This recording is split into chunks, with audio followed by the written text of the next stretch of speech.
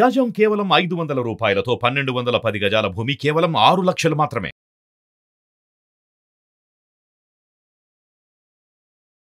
నమస్తే, welcome to Suman TV. నేను మీ యామిని. ప్రస్తుతం మనతో ఉన్నారు ప్రముఖ ఆధ్యాత్మికవేత్త, ప్రముఖ జ్యోతిష వాస్తు పండితులు మంత సూర్యనారాయణ శర్మ గారు ఉన్నారు. వారితో మాట్లాడదాం. నమస్కారం గురుగారు. నమస్కారం అమ్మ, శుభం బియాదు. గురుగారు, ఈ నెలలో అసలు మకర రాశి వారికి అంటే ఏ విధంగా ఉంటుంది, వీళ్ళకి సంబంధించిన పరిహారాలు? మకర రాశిలో మనకి ఏంటంటే ఆల్మోస్ట్ బుధుడు ప్లస్ రవి యొక్క ప్రభావం కనిపిస్తుంది. అదొక పాజిటివ్ సైన్ చెప్పచ్చు. ద్వితీయంలో శనీశ్వరుడు కూర్చున్నట్టు ఏళ్ళనాడు శని ప్రభావం కనిపిస్తుంది, అది నెగిటివ్ అని చెప్తాం. తృతీయంలో రాహు, విక్రమస్థానం రాహు ఉన్నాడు, వాడు డైనమిక్గా స్టెప్స్ వేయమని చెప్తాడు. చతుర్థంలో గురువు ఉన్నాడు, చిన్న కొలెస్ట్రాల్ థైరాయిడ్ ఇవ్వడానికి ప్రయత్నం చేస్తాడు. అంటే పెద్దవాళ్ళైతే, చిన్నవాళ్ళకి ఉండదు అనుకోండి, పెద్ద వయసులో ఉన్న వాళ్ళకి థైరాయిడ్ కొలెస్ట్రాల్ కనబడతాయి టెస్టులు చేసుకుంటే. అలాగే మకరానికి భాగ్యస్థానంలో కేతు ఉన్నాడు, కమ్యూనికేషన్ స్కిల్స్ బాగా ఇస్తాడు ఆ తిన్న వారి. అలాగే మనకి ఏంటంటే మకరానికి వ్యయం, ఖర్చు పెట్టే స్థలాల్లో శుక్రుడు ప్లస్ కూర్చుని ఉన్నాడు. వీళ్ళు విపరీతంగా ఖర్చు పెట్టిస్తారు. ఇది గ్రహాలు ఉన్న పరిస్థితి ఇలాగున్నాయి. అలానే ఇప్పుడు ఆర్థికంగా ఈ రాశి వారికి ఏ విధంగా ఉంటుందండి? ఆర్థిక బలానికి వచ్చినప్పుడు, ఉద్యోగస్తుల దగ్గరికి వచ్చినప్పుడు రాజ్యాధిపతి అయిన శుక్రుడు కొంత బలహీనంగా కనిపిస్తున్నాడు. ఈ 15 రోజులను ఉన్నాడు కాబట్టి ఉన్న ఉద్యోగాన్ని ఉంచుకోవడం ప్రయత్నం చేయాలి మకర రాశి వారు. దాన్ని ఏదో మనం మొండిగా ఉన్నాం, మకరం వాళ్ళు ఎలాగో మొండి ఉంటారు, నేను చెప్పిందే కరెక్ట్, నిజంగా కరెక్ట్గానే మాట్లాడతారు. కరెక్ట్ మాట్లాడినప్పుడు ప్రతిసారి దాని మీద నిలబడి యుద్ధం చేయకూడదు. నేనే కరెక్ట్ యుద్ధం ఒక్కొక్కసారి ఏంటంటే కరెక్ట్ అయినా ప్రశాంతంగా ఉండాలి, అప్పుడు మనం విజయం సాధిస్తాం. ఇక్కడ ఏంటంటే మకర రాశి వారు అనవసరంగా నేను టాలెంట్ ఉన్నవాడిని, నాకు అన్ని క్వాలిటీస్ ఉన్నాయి కదా అని కొత్త ఉద్యోగ ప్రయత్నాలు చేయకండి. ఈ 15 రోజులు అనుకూలంగా లేదు. అలా చేయడం అనేది ఉన్నది ఏదో స్వామి చెప్తారు కదా, ఉన్నది పోయే ఇంకేదో అంటుంటారు, మనం అనకూడదు పదాలు. అలాగే ఇది ఏదో వచ్చింది కదా అని అక్కడికి వెళ్తాం, ఈ ఉన్న ఉద్యోగం పోతుంది, అక్కడ ఏం కనిపించదు. సో అటువంటి ప్రయత్నాలు ఏం చేయండి. ఎవడైనా ఆఫర్స్ ఇస్తే ఊరుకోండి. ఈ 15 రోజులు, నెక్స్ట్ 15 డేస్లో విల్ ప్లాన్. అలానే ఇప్పుడు వ్యాపారస్తుల కంటే ఏ విధంగా ఉంటుంది? ఒక దాంట్లో ఏమైనా పెట్టుబడి అని పెట్టకూడదమ్మా. ఇప్పుడు ఈ ఉద్యోగస్తులు అలాగో వ్యాపారస్తులు కూడా అదేమాట చేయి కాల్చుకోకండి. చాలామంది ఏం చేస్తారంటే ఒక వ్యాపారం నుండి ఇంకో వ్యాపారం మార్చడం ప్రయత్నం చేస్తారు. ఫర్ ఎగ్జాంపుల్ ఫిలిం ఇండస్ట్రీలో డబ్బు సంపాదించాడు ఒక హీరో అనుకోండి, ఇంత డబ్బు మనం ఏం చేసుకోవాలంటే రియల్ ఎస్టేట్ పెడదాం అనుకుంటాడు. రియల్ ఎస్టేట్లో పెట్టిన డబ్బు అంతా వెళ్ళి బూడిద బాగా అవుతుంది. సో ఈ 15 రోజుల్లో కానీ మీరు ఏం వ్యాపారం చేస్తున్నారో అది యాజ్ ఇట్ ఈజ్ రన్ అయ్యేటట్టు చూడండి. డబ్బులు రీఇన్వెస్ట్మెంట్ మాత్రం చేయకండి. వచ్చిన డబ్బులు వస్తే చాలరా అన్నట్టుగా ఉంటే సరిపోతుంది. అలానే ఇప్పుడు స్టాక్ మార్కెట్కి సంబంధించండి రాశి వారికి ఏ విధంగా ఉంటుందంటారు? స్టాక్ మార్కెట్స్ వాళ్ళేమో ఫుడ్ ఇండస్ట్రీ మీద కొంచెం ఇన్వెస్ట్మెంట్ ప్లాన్ చేయొచ్చు, క్రూడ్ ఆయిల్ మీద ప్లస్ స్క్రాప్ బిజినెస్ మీద ఇన్వెస్ట్మెంట్ ప్లాన్ చేసుకోవచ్చు, ఆటోమొబైల్స్ మీద. అది కూడా మ్యాక్సిమం 2-3% ప్రాఫిట్లో వెళ్తుంది తప్ప పెద్ద చెప్పుకోదగ్గ ప్రాఫిట్స్ ఇవ్వడం. అలానే ఇప్పుడు సినిమా పరిశ్రమకి సంబంధించండి ఈ రాశి వారికి ఏ విధంగా ఉంటుంది? సినిమా పరిశ్రమలో ఉన్నవాళ్ళు ఎవరంటే శని యొక్క ప్రభావం ఉంది కాబట్టి ప్రొడ్యూసర్స్ కంటే మనకు హీరోస్ హీరోయిన్స్కి వాళ్ళకి మాత్రం రావాల్సిన డబ్బులు వస్తాయి. Nothing to worry. వాళ్ళకి బుక్ చేసుకుంటారు కదా ముందుగా అడ్వాన్స్ ఇచ్చి.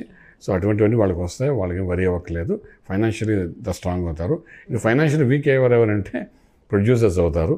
కారణం ఏంటంటే ఈరోజు హీరో గారితో బుక్ చేసుకుందాని ముందుకు వెళ్తారు, ఆయనకి ఇవ్వాల్సిన డబ్బులు ఇస్తారు.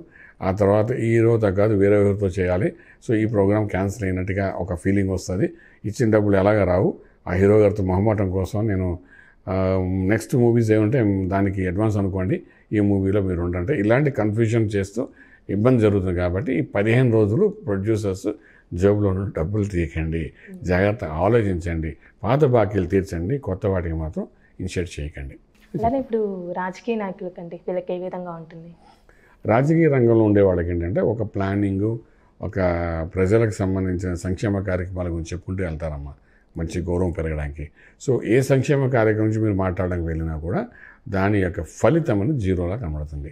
అంతే ఎదురు దెబ్బలు తినే అవకాశం ఉంటుంది, ఎదురు మాట తినే అవకాశం ఉంటుంది.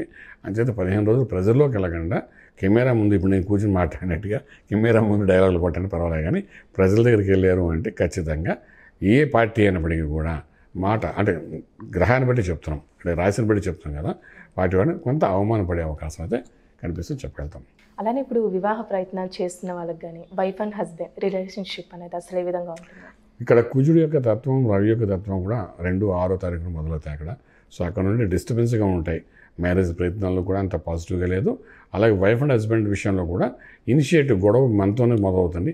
అది మగవాళ్ళు అంటే మకర రాశి వారు మగవాళ్ళైతే భర్తతోని, మకర రాశి వారు ఆడవాళ్ళైతే భార్యతోని. సో వీళ్ళతోనే మొదలవుతుంది కాబట్టి డెఫినెట్గా దాన్ని ఇనిషియేట్ చేయడానికి మెడిటేషన్ చేయడం చాలా అవసరం పడుతుంది. అగ్నితత్వం అని మనలో ఉంది కాబట్టి మనలో తప్పుల ముందు కరెక్షన్ చేసుకోవడం ప్రయత్నం చేయగలిగితే బాగుంటుంది. లేకపోతే ఇష్యూ విడాకుల వరకు కూడా వెళ్ళే అవకాశం ఉంటుంది చెప్పగలుగుతాం. అలానే ఈ రాశి వారికి అండి సంతానం పరంగా అసలు ఏ విధంగా ఉంటుందంటే? పంచమ భావంలో ఎటువంటి దోషాలు లేదమ్మా. సంతానం ద్వారా యోగము. ఏదైనా ఇన్వెస్ట్మెంట్ ప్లాన్ చేయాలంటే పిల్లల ద్వారా చేయించిన ప్రయత్నించండి. మీకు 7 నాటి శని కూడా కనెక్ట్ అయి ఉంది కాబట్టి డబ్బులు ఏమైనా ఉంటే అది పిల్లల ద్వారా ఇన్వెస్ట్మెంట్ చేయడం, పిల్లలకు గ్రోత్ కోసం వాడడం, మంచి పనులకు వాడడం. అదేంటంటే మళ్ళీ రికరింగ్ అయ్యేటట్టుగా ఏదైనా పిల్లల కోసం చేయగలిగితే చాలా బాగుంటుంది చెప్పగలుగుతాం. అలానే ఇప్పుడు విదేశాలకి వెళ్ళాలి అనుకుంటున్న వాళ్ళకి కానీ విదేశాల్లో ఉన్న వాళ్ళకండి రాశి వారికి అసలు ఏ విధంగా ఉంటుంది?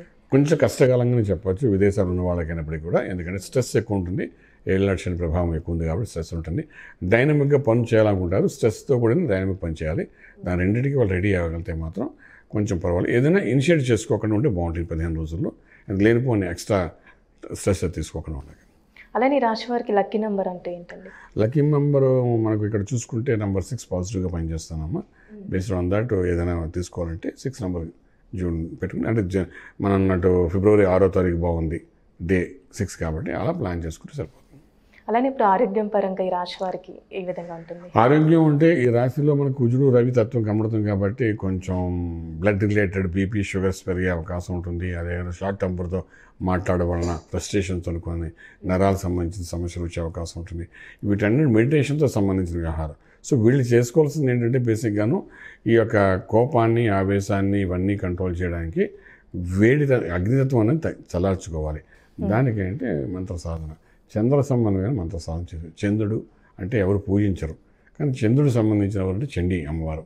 సో చండీ అమ్మవారి యొక్క అభిషేకం చేసుకోవడం కానీ ఈ 15 రోజుల్లో ఒకసారి, లేదా చండీ పారాయణం చేయించడం కానీ, పారాయణం చేసి చండీ యొక్క అష్టోత్తరం చదువుకోవడం కానీ, ఇలా చండీ సంబంధించి ఏదో చేసుకుని దాని యొక్క తీర్థ ప్రసాదాలు తీసుకుని ప్రయత్నం చేస్తే కొంచెం మానసిక ఒత్తిడిని బయటపడడానికి అవకాశం ఉంటుంది. చాలా చక్కగా తెలియజేశారు గురుగారు. ధన్యవాదాలండి. శుభం భూయాత్.